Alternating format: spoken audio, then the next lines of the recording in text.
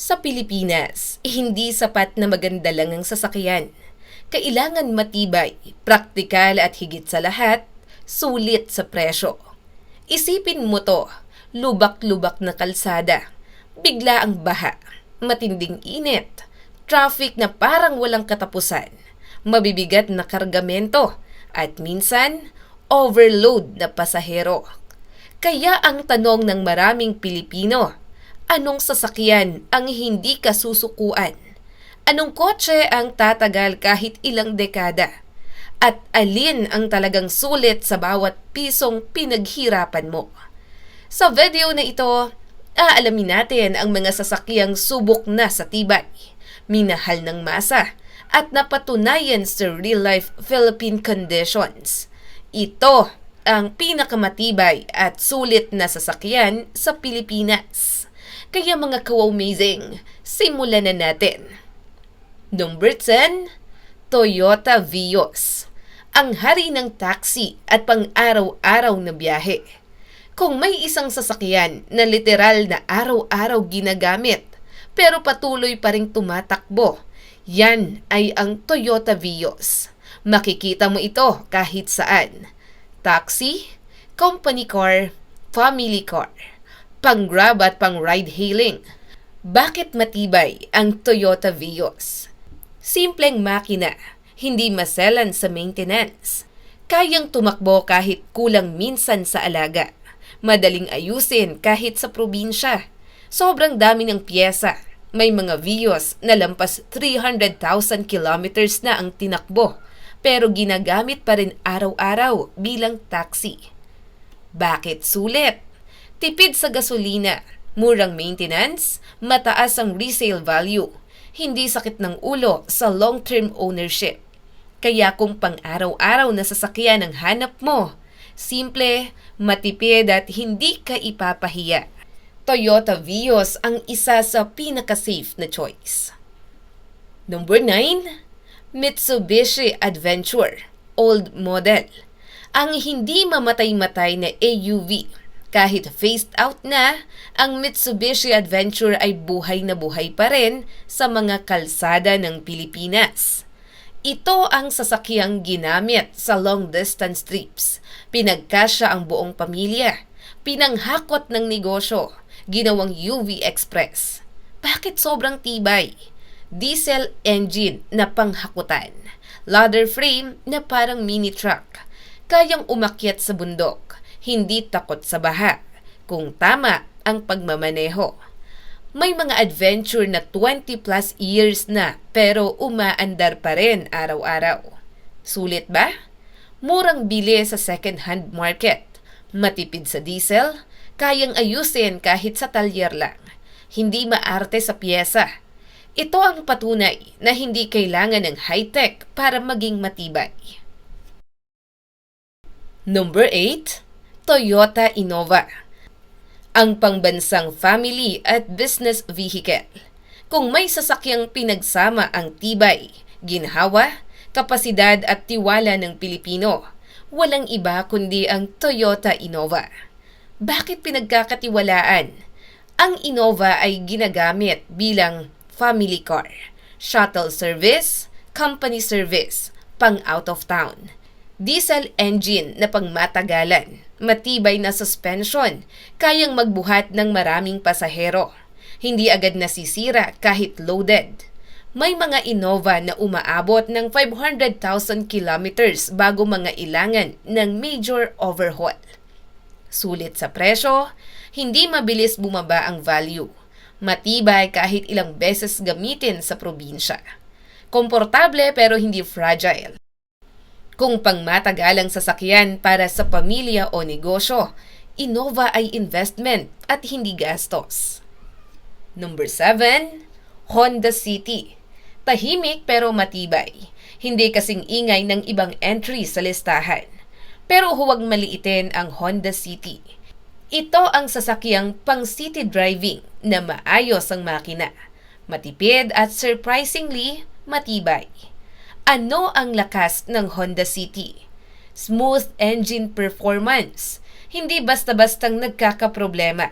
Kayang tumagal basta maayos ang maintenance. Matibay sa long-term ownership. Maraming first owner ng Honda City na 10 hanggang 15 taon ang gamit, pero bihira pa ring masiraan sa kalsada.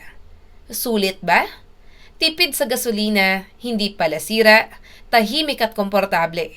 Mataas ang tiwala ng owners. Kung gusto mo ng simple pero maaasahan, Honda City ay hindi ka bibiguin. Number 6, Isuzu D-Max. Ang pick-up na parang truck sa tibay. Kung pag-uusapan ng tibay, hindi pwedeng mawala ang Isuzu D-Max. Ito ang sasakyang kadalasang sinasabi ng mga may-ari na hindi pa ako tinirik niyan kahit kailan. Bakit matibay ang Isuzu D-Max? Diesel engine na pang-industrial ang kalidad. Ginagamit din ang makina sa mga truck ng Isuzu. Kayang tumakbo kahit sobrang init. Hindi pihikan sa diesel quality. Hindi madaling masira kahit overloaded. Maraming D-Max ang ginagamit sa construction, sakahan, bundok at liblib na lugar, baha-prone areas, at kahit abuso na sa kargada, tuloy pa rin ang andar. Sulit ba? Tipid sa maintenance, matibay kahit second hand, kayang tumagal ng 20 taon pataas. Hindi ka iiwan sa gitna ng biyahe. Kung ang hanap mo ay trabaho muna bago porma, Isuzu D-Max ang isa sa pinaka-solid na choice. Number 5, Toyota Corolla, old and new. Ang sasakyang may reputasyon sa tibay.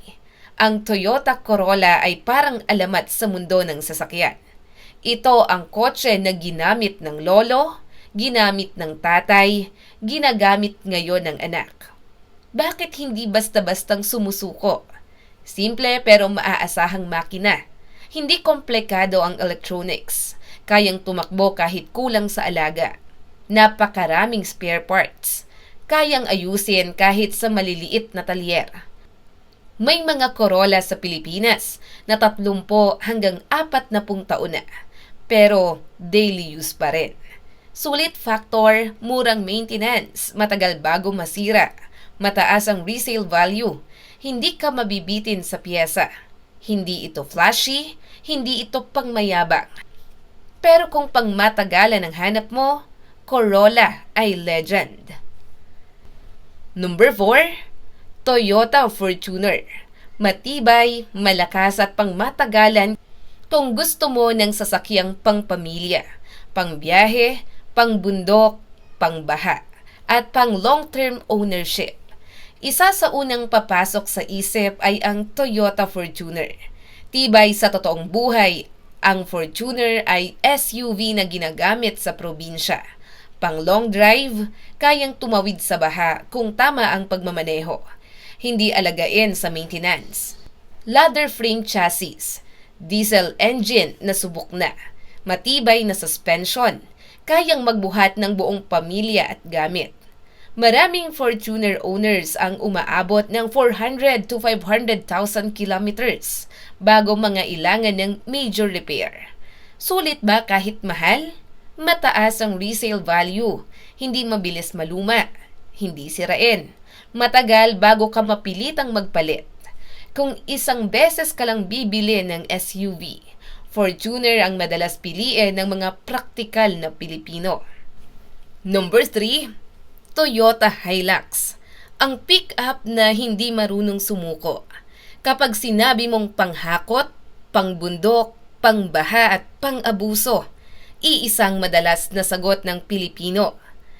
Toyota Hilux. Ito ang sasakyang ginagamit sa construction sites, sakahan, bundok at rough roads, baha at rescue operations, malalayong probinsya. Bakit halimaw sa tibay ang Hilux? Ladder frame na parang mini truck, diesel engine na pangmatagalan, kayang magdala ng mabibigat na karga, hindi takot sa lubak at putik. Kahit overloaded, umaandar pa rin. Maraming Hilux sa Pilipinas ang 500,000 kilometers pataas, pero ginagamit pa rin araw-araw. Sulit ba? Mataas ang resale value, hindi sirain, kayang tumagal ng dekada. Kahit second hand, sulit pa rin. Kung ang hanap mo ay sasakyang pangtrabaho na pwedeng pangpamilya rin, Toyota Hilux ay tunay na workhorse. Number 2, Toyota Land Cruiser, Prado and LC Series. Ang simbolo ng tibay at kapangyarihan. Kung may sasakyang ginagamit sa pinakamatinding kondisyon sa mundo, yan ay ang Toyota Land Cruiser. Ginagamit ito sa disyerto, bundok, baha, rescue missions, government at military use at sa Pilipinas, ito ay isa ring alamat. Bakit halos hindi masira? Over-engineered na makina. Ginawa para tumagal ng ilang dekada. Kayang mag-operate kahit extreme heat. Hindi takot sa lubak, baha at long drives. Minimal electronics, lalo na yung old models. May mga Land Cruiser na 40 hanggang 50 taon na, pero umaandar pa rin. Sulit kahit mahal, isa sa pinakamataas ang resale value. Hindi naluluma ang reputasyon. Kayang ipamana sa susunod na henerasyon. Mas mahal, pero panghabang buhay. Kung tunay na tibay ang sukatan, Land Cruiser ay nasa sariling liga. Number 1, Toyota Hiace, old and new models. Ang pinakamatibay at pinakasulit na sasakyan sa Pilipinas. Kung may iisa lang na sasakyan na pwedeng tawaging hindi namamatay, hindi sumusuko, trabaho kung trabaho. Walang iba kundi ang Toyota Hiace. Bakit number 1 ang Toyota Hiace? Isipin mo ito. Overloaded, kulang sa maintenance, pangharabas, panghakot, pangnegosyo, pangprobinsya, pangbiyahe araw-araw. Pero umaandar pa rin. Tibay na subok ng panahon. Diesel engine pang commercial, ginagamit ng UV Express, ginagamit sa negosyo, ginagamit sa probinsya, ginagamit sa rescue at transport.